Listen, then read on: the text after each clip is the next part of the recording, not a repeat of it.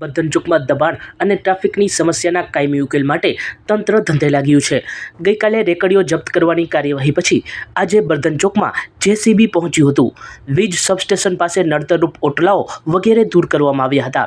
ઉલ્લેખનીય છે કે બજારમાં હંગામી ચોકી ઊભી કરવાનું પણ આયોજન છે, ત્યારે ગઈકાલે દબાણ હટાવ કાર્યવાહી દરમિયાન પોલીસ ચોકી નજીક જ એક દુકાનમાં બબાલ થઈ ગઈ હતી.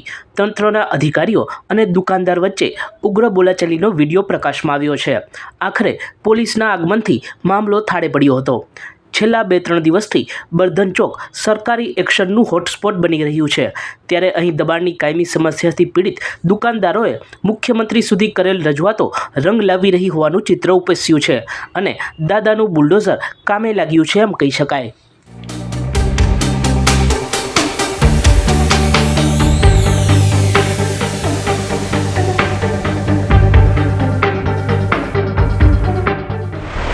સચોટ સમાચારો સૌથી ઝડપી મેળવવા માટે અમારી ચેનલને સબસ્ક્રાઇબ કરો.